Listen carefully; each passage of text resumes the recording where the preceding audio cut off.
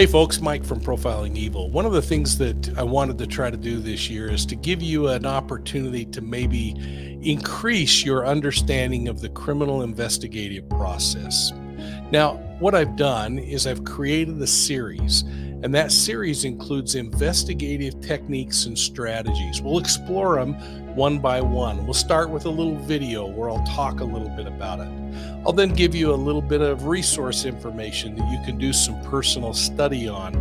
And then we'll get together on a live chat, hopefully where you'll participate, and we'll talk about those things and explore these things further before we move on to the next segment. For those of you who want to kind of stick with a class and have that kind of a university feel as we discuss this, you might really find it enjoyable.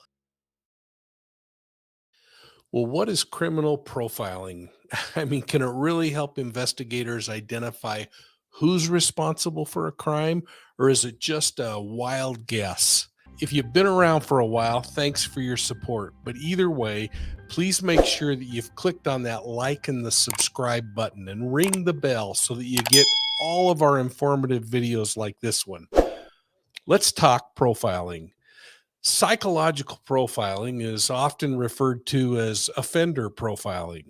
On Hollywood sets and in most conversations, it's more often called criminal profiling. In its most simplistic form, criminal profiling is the analysis of a person's psychological and behavioral characteristics.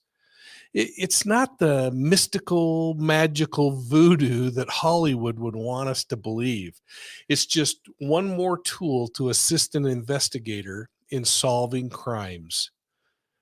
Now, sadly, the profiling process is more effective with serial predators and in crimes where there are multiple episodes to examine to get the similarities that are there. Traditionally, law enforcement investigators rely upon the four forms of evidence. You know what they are. I mean, they look for physical and forensic evidence. They conduct interviews and get eyewitness statements to the crime. And when suspects are identified, they hope to get a confession. Now, in cases such as a homicide where the body hasn't been recovered, they'll lean upon circumstantial evidence. We're going to talk about all these forms of evidence later in another segment, but I wanted to just overview that. Now, a profiler, on the other hand, spends a great deal of their time looking into the offender's behavior. They're not only interested in who the victim is, but they're really interested in why did this person become a victim? They explore where the offender and the victim come into contact with each other and where the crime is committed. This is called the initial contact site.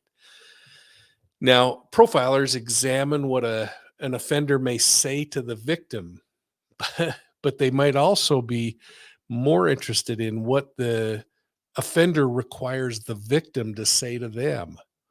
These are the kinds of behavioral characteristics that help profilers paint a picture of who this predator is. It helps them better understand what motivates, really gets their motor running, what drives them to commit the crime and pick out their victim, most often the preferential victim.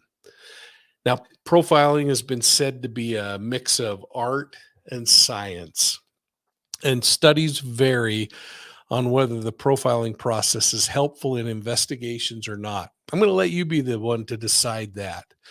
But one thing is for sure, criminal profiling and behavioral analysis can add meaningful insight into an investigation, making it really the fifth form of evidence, behavioral evidence.